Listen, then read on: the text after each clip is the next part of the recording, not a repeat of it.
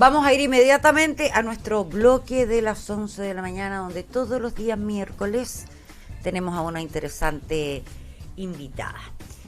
Ya no invitada, panelista estable, por decirlo así. Se va a tomar vacaciones junto con nosotros, pero va a volver en marzo, junto con nosotros también. Vamos a conversar con la abogada Francisca Enríquez Volta, que ya está junto a nosotros. ¿Cómo estás, Francisca? ¿Qué tal? Hola, bienvenida. Buenos días, bienvenida. Me gusta esto ya de panelista estable, ¿cierto? ¿En serio? Sí, pues yo cantaba. En una de esas me quiere reemplazar en el matinal, ando buscando reemplazo. No, para nada. Yo feliz aquí, los Ya, miércoles. una vez a la semana. Con una vez a la semana estamos estupendos. Ya, perfecto. Oye, Francisca, bueno, vamos a hablar hoy día de las medidas de protección. Así es. ¿Qué es una medida de protección? Ya, las medidas de protección de alguna manera son una especie, es un procedimiento que se adopta dentro de los juzgados de familia, que tienen por objetivo adoptar, valga la redundancia, ciertas medidas que protejan a ciertos grupos que son considerados como más vulnerables, que son los grupos de adultos mayores, eventualmente las personas en situación de discapacidad, pero hoy día le vamos a dar el enfoque más bien de infancia, que tiene que ver con las medidas de protección que buscan resguardar a los niños, niñas y adolescentes. ¿De qué se les busca resguardar? De todas aquellas situaciones en las que se amenaza o directamente se vulnera alguno de los derechos de los niños, niñas y adolescentes, ¿ya? Y por lo tanto lo que se busca con esta medida es adoptar distintas soluciones, distintas vías, distintas alternativas, donde se puede llegar a la más gravosa, que eventualmente es el ingreso a una residencia, pero que en situaciones muy extremas, pero que lo que se busca de alguna manera es, por un lado, reparar el daño que puede estar asociado a esa vulneración o esa amenaza de ese derecho. Por un lado la reparación, pero por otro lado también evitar que ese derecho siga siendo vulnerado o se vulnere directamente en el caso de que estemos frente a una amenaza. ¿Ya? Resignificar en el fondo el derecho, restituirle el derecho a los niños que le ha sido de alguna manera despojado. Esto es para todos los menores de 18 años. Para todo, o sea, como le decía, hay distintos grupos, está también, Sí, pero en este caso los niños, niñas y adolescentes sí es para menores de 18 años. Lo que pasa es que estoy pensando, por ejemplo, en las mujeres que son violentadas. ¿Ellas también pueden pedir una medida de protección? Lo que pasa es que para las mujeres que sufren de algún tipo de violencia intrafamiliar existe otro procedimiento, que es el procedimiento para violencia intrafamiliar. Ah, ya. Que son distintos, tienen objetivos distintos. Ya. En el caso del procedimiento de violencia intrafamiliar busca también eventualmente la reparación, etcétera, pero también tiene como fin último sancionar al eventual denunciado, al eventual agresor en este caso. Ahora, la medida de protección, por ejemplo, en los niños... no, estaba pensando que en el caso de la mujer es restricción o no, para cuando tú impides que el agresor se te acerque. La prohibición de acercamiento, pero esa medida se puede adoptar en cualquiera de los dos procedimientos. Y en los niños también. También a los niños se puede adoptar. Hay varias medidas que puede adoptar el tribunal, ¿ya? La primera que establece la ley es que el cuidado personal retorne a sus padres. Cuando, por ejemplo, el derecho que ha sido vulnerado es que han sido despojados del cuidado del lado de sus padres, por ejemplo, se los lleva algún tío, alguna abuela, qué sé yo, o se las lleva el padre con el que no vive y la madre que en el cuidado personal solicita la restitución del cuidado personal a través de la vía de una medida de protección. Pero hay muchas otras más. La prohibición de acercamiento de ciertas personas, la restricción o la suspensión del régimen de relación directa y regular si es que eventualmente el padre que tiene estas visitas, digamos, es el que eventualmente estaría vulnerando este derecho. ¿Quién decreta la medida de protección? Un juzgado de familia. Pero aquí es súper importante porque todas las personas pueden hacer una denuncia de una solicitud de medida de protección. Oye, perdón que te interrumpa, Francisca, cuando tú me dices todas las personas, ¿sabes qué se me viene a la memoria? Un caso, uno cuando trabaja en un medio de comunicación tantos años, hay casos que te hacen ver que no pierdes la capacidad de asombro. Uh-huh. Yo no sé si tú recuerdas el asesinato de un niñito, Mateo, si no me equivoco, en Calama, hace unos 5 o 6 años atrás, donde el chico desaparece y finalmente su cuerpo es encontrado en un basural en Calama. Lo había matado el padrastro. Así es. Pero mientras duró el proceso de búsqueda, antes que encontraran al niño muerto, todos los vecinos, cuando iba a la prensa a entrevistarlo, todos sabían algo. Todos decían si el niño sufría de maltrato hacía mucho tiempo. Y uno decía, hey, y si sabías que al niño lo maltrataba, ¿por qué no hiciste una denuncia? ¿Por qué no hiciste nada? Conozco además del caso porque justo me tocó en ese tiempo estar en el que era Sename. Estaba yo en ese tiempo ahí en Sename, entonces fue muy doloroso porque efectivamente la situación, obviamente no voy a entrar en detalle, pero las condiciones en las cuales fue encontrado el niño y las evidencias que su cuerpo finalmente, de las cuales se pudo establecer, es que la violencia había sido bien brutal. Y era muy chiquitito, era muy menudito, además fue bien... Fue bien entonces, doloroso. por ejemplo, quiero llevarlo, este es un caso extremo, que ojalá no se vuelva a repetir, pero lamentablemente existen. Pero habla un poco de la indiferencia. Exacto, y un poco de lo que decías tú, cualquier persona puede solicitarlo. En este caso, cualquier vecino podía haber hecho algo. Sí, es que ¿sabe qué? Yo veo que no... Es mi opinión, y aquí ya me voy a salir a lo mejor de lo estrictamente legal. Poco, sí. Yo creo que no solo uno puede, yo creo que uno debe. ¿Ya? O sea, de hecho ahora creo que hay una publicidad incluso donde sí me importa, o sea, sí, no puedo yo hacer vista gorda, como se dice bien coloquialmente, a situaciones que pasan y en todo aspecto, respecto a los niños, pero también respecto a aquellas mujeres que sufren de violencia intrafamiliar. No hay que minimizar, no hay que cerrar los ojos a un montón de situaciones que pasan a nuestro alrededor, porque después cuando pasa un hecho más grave, resulta que uno se da cuenta que probablemente se pudo haber evitado. Y así un montón de casos. A ver, si lamentablemente muchos de los casos que llegan finalmente a la prensa o que se hacen, digamos, mucho más, tienen mucha mayor connotación, detrás hay una historia de abuso, detrás hay una historia de abandono, de violencia, y uno también se pregunta dónde estuvieron los vecinos, dónde estuvieron a lo mejor los establecimientos educacionales, dónde estuvo el servicio de salud, porque respecto de ellos además hay obligatoriedad. Cualquier recinto de salud, cualquier establecimiento educacional, si logra, digamos, constatar o tener alguna sospecha de que algún niño, niña o adolescente está siendo vulnerado o violentado en sus derechos, tiene la obligación de informar al Tribunal de Familia para que el tribunal efectivamente pueda adoptar las medidas necesarias para evitar y reparar. Ya, si yo soy un vecino cualquiera, retomando este tema y para que nos sirva de lección, y veo que está ocurriendo hecho de violencia con niños, niñas, adolescentes, ¿a dónde voy primero? ¿Voy a Carabineros, que es como lo primero a lo que uno recurre? Las denuncias de violencia intrafamiliar en general y dentro de los procedimientos de familia son las más, entre comillas, desformalizadas, no sé si desformalizada es la palabra, pero tienen muchas menos exigencias, así muchas menos burocráticas, más fáciles. Sí. Ya. De hecho, no necesitan abogados, ¿ya? Para que efectivamente exista la posibilidad cierta de hacer la solicitud y de participar en el proceso. Puede hacer la denuncia en Carabineros, puede hacer la denuncia en Servicio de Mejor Niñez, puede hacer la denuncia en la Policía de Investigaciones, puede hacer la denuncia directamente en el Tribunal de Familia. Si yo me voy a Carabineros o a la PDI, ¿qué es lo que uno más recurre? Y ojo que puede ser anónimo. Ya, eso. Sí. Y digo, ¿sabes qué? Quiero hacer una denuncia, esto está pasando con mis vecinos, no quiero que sepan que yo denuncié. La policía o las policías tienen la obligación de tomar la denuncia. Sí, pues. ¿Y ahí sí. qué sigue? Ellos son los que informan a los tribunales. A los tribunales de familia. De la denuncia de un hecho que puede ser constitutivo de una vulneración de los derechos de algún niño, niña o adolescente, y ahí el tribunal de familia debe adoptar las medidas que correspondan, que en principio es citar a ambas partes o directamente antes de la citación adoptar medidas. Como ¿Y eso tiene plazo, Francisca? Las medidas de protección en general son mucho más expeditas que cualquier otro juicio en el tribunal de familia. Y además pasa otra cosa. Y a mí siempre me pasa porque hace una solicitud de medida de protección, por ejemplo, la mamá, donde el denunciado es el papá, por ejemplo. Ya. Y el papá dice, no, pero yo nunca he violentado a mi hijo, etcétera. El tribunal toma la medida antes incluso de preguntarle al papá.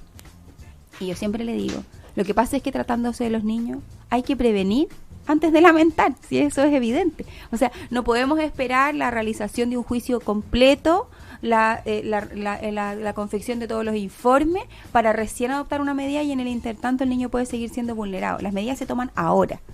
Después, si se vio que a lo mejor se pueden ir de alguna manera suavizando, se pueden ir minimizando, se irá tomando de acuerdo a los antecedentes que vayan obrando en la causa. Pero en principio, la primera medida tiene que ser la que se considere de manera inmediata en resguardo de los niños. De inmediato. O sea, antes de cualquier cosa se tiene que resguardar. Después seguimos conversando digamos, de la tingente o no, etcétera. Este resguardo significa también sacar a los niños del hogar materno o paterno, llevarlo donde los abuelos, llevarlo donde unos tíos. Sí, son partes de la llevarlo a hogares sustitutos también, o eso viene después. No, eso es dentro de una medida de protección, pero siempre, y a propósito de todo lo que lamentablemente se ha en la historia de los hogares, de las residencias, etcétera, hoy en día siempre es la última alternativa. ¿Cuál? El hogar sustituto. Los hogares, sí, las residencias, siempre son la ya, última la alternativa, residencia, sí. ya. Siempre se va a privilegiar, y además por ser un derecho de los niños, el derecho a vivir junto a su grupo familiar. Y ahí se puede optar por un abuelo, una abuela, un tío, una madrina, cualquier persona que tenga parentesco o no, pero que tenga un vínculo obviamente con ese niño, que pueda, en tanto se habilita la familia. Si, ojo, aquí las medidas de protección no tienen por objetivo sacar al grupo familiar, muy por el contrario, los tribunales siempre tienen el objetivo de trabajar con el grupo familiar, ¿ya? Aquí siempre, muchas veces pasa que los papás cometemos, todos, muchas veces errores que pueden eventualmente terminar en una vulneración de los derechos, pero lo que se busca finalmente es habilitar a esos papás, darle herramientas, habilitarlos parental o parentalmente a fin de que puedan efectivamente ejercer ejercer mejor su labor de papá o su labor de mamá respecto de esos niños. Y en eso yo voy a aprovechar, yo siempre trabajo con una psicóloga que es Carla Gaete, que ella es impecable en estos temas. Ella hace informes de habilidades parentales, trabaja en el habilitamiento parental, y es súper importante también que uno logre encontrar profesionales en los cuales, como en el caso de ella, se pueda sentir acompañado, de alguna manera contenido en esto que también es bien complejo para los papás, ¿sí? Me parece súper importante ese punto, Francisca, porque claro, el niño sale del lado del papá o de la mamá, va donde un tío, una tía, un abuelo, pero es importante preparar a ese papá o reeducar a ese papá o a esa mamá para que se vuelva a reencontrar con este niño. ¿Eso es posible? Eso es posible. Lo que pasa es que hay que distinguir si hubo o no, si es necesario o no la revinculación, o si nunca se perdió el vínculo, ¿ya? Porque puede pasar, por ejemplo, que los papás pierdan el cuidado personal provisorio de sus hijos por tener un consumo problemático de alcohol o drogas, por ejemplo. Y eso les significa a ellos iniciar un tratamiento o una rehabilitación que les signifique, por ejemplo, estar un largo periodo de tiempo en un proceso de internación o en un proceso, o alejados directamente de eso, con prohibición de acercamiento. Y el objetivo es que puedan, obviamente, reeducarse, que puedan solucionar su tema de alcohol y droga, pero también habilitarlo parentalmente para que vuelvan a estar con sus hijos, y eso todo es un proceso que va acompañado de profesionales. Ahora, yo me imagino, o sea, mi lógica indica, no sé si es así con la justicia, pero mi lógica indica que cuando el niño ha sido separado por abuso sexual, hay cero posibilidad de que te vuelvan a juntar con el agresor, ¿o no? Sí, en principio lo que pasa es que todo va a depender de los casos, pero por ejemplo, los programas de servicio de mejor niñez que trabajan en la reparación de abuso sexual tienen por lineamiento la imposibilidad de trabajar con el eventual abusador, ¿ya? Ahí no hay posibilidad de trabajar con ellos ni para la reparación, ni para la revinculación, para perfecto, no, ya. En Mi eso, lógica no andaba tan perdida. no. Ahora, eventualmente un papá que efectivamente habría cometido actos de abuso sexual podría reencontrarse en algún momento con sus hijos, pero eso es todo muy sujeto a informes psicológicos, a evaluaciones psicológicas, a terapias psicológicas y a también todo desde la mirada y desde la óptica de los niños. Y eso te iba a preguntar, No, porque si el niño no quiere, es nomás. No, todo es mirado desde la óptica de ellos, ¿ya? Todo es... Una vez que este es un procedimiento para los niños. Ya, una vez que presentamos las medidas de protección, todo el trámite, dices tú, es rápido y todo lo maneja tribunal. O sea, la primera resolución es más bien expedita. Ahora, el procedimiento es un procedimiento que a veces las medidas de protección pueden durar años, ¿ya? Años, porque en el fondo se toma la primera medida, que es, por ejemplo, ¿puede llegar a la mayoría de edad? Depende desde cuántos años empezó la medida de protección. Si empezó a los 16, podríamos eventualmente llegar en causa de cumplimiento a los 18. Ya. Porque puede ser que la medida empiece, por ejemplo, cuando los niños tienen 3 años y son entregados al cuidado personal a un abuelo. Y puede durar 2 años entre que se produce, no la causa propiamente tal, sino el cumplimiento de la medida del tribunal, que puede ser, por ejemplo, un proceso psicológico, una intervención familiar completa que puede durar 12 meses, por ejemplo, ¿ya? Donde el tribunal cada 3 meses está recibiendo informes respecto de los avances, de la adherencia, del cumplimiento o no de los objetivos, y en base a todo eso se van adoptando o no nuevas medidas. Por tanto, pueden ser largos los procesos, pero tiene que ver más que con la adopción de la medida propiamente tal, con el cumplimiento y con la revisión del cumplimiento de esa medida. Eso puede extender un poco la medida de protección. Perfecto. Si alguien tiene dudas, Francisca, déjame revisar acá si hay alguien con dudas o no, por ahora, pero si alguien llegara a tener dudas, ¿cómo se puede contactar contigo? ¿Cómo tú puedes orientarlo? Si alguien necesita el contratar algún servicio, no solo esto, sino que otro tipo de cosas que tengan que ver con familia. Me pueden contactar a través de mi Instagram, que es @abogada_Fran Enríquez, o a través de mi teléfono, que también puede ser por WhatsApp, 9733 40 143. A cualquiera de esos, ahí yo los voy a estar contactando. Respondo siempre a las preguntas, me llegan hartas siempre. Ya. Oye, Francisca, bueno, estamos ok. No sé si hay algo más que agregar. No, yo creo que hacer el punto que siempre terminamos con esa como reflexión, yo creo, de que efectivamente uno no pase por el lado de situaciones que puede arrepentirse después. A veces uno dice, no, si no es tanto, no sé, a lo mejor no, ¿qué me voy a meter yo? Sí, hay que involucrarse, hay que estar siempre con todos los sentidos atentos a lo que pueda pasar. Yo he escuchado una frase siempre que me hace mucho sentido: cuida a mis hijos que yo también cuido a los tuyos, y eso uno lo ve también a veces. Tiene que adoptarlo, o sea, no puede solamente uno importarle a sus hijos, también tiene que importarle el resto, y eso yo creo que es fundamental. No dejó de pensar en el niño Calama, fíjate que fundamental hubiese sido eso. Es que ese caso, que puede ser particular, lamentablemente se replica en la mayoría de los casos de vulneración de los niños. Sí. Francisca, y además, muchas veces del grupo más cercano, que es lo más doloroso. Muchas veces las vulneraciones y los abusos vienen de aquellos que debieran darle mayor protección y mayor resguardo. Francisca, un gusto haber estado como siempre contigo. Muchas gracias. Nos vemos la próxima semana. Nos vemos la próxima semana. Ya. Francisca Enrique acompañándonos a esta hora de la mañana. Interesante tema para conversar. Mire, antes de ir a la pausa, quiero comentarles que se acaba de dar a conocer que por decisión unánime el Comité de Ministros rechazó el proyecto minero portuario Dominga, proyecto de 2.500 millones de dólares que no se realizaría. Fueron acogidas distintas reclamaciones también. A ver, muy breve. La información dice: por decisión unánime, el Comité de Ministros rechazó esta mañana el proyecto minero portuario Dominga, ubicado en la comuna de La Higuera. Fueron acogidas 12 reclamaciones respecto del proyecto. Es parte de las declaraciones que entregó la ministra de Medio Ambiente, Maysa Rojas, que va a estar pasado mañana con nosotros acá en la radio. Por lo tanto, queda con una evaluación desfavorable el proyecto minero portuario. Así, dice, la iniciativa de la empresa Andes Iron y avaluada en 2.500 millones de dólares no se realizará.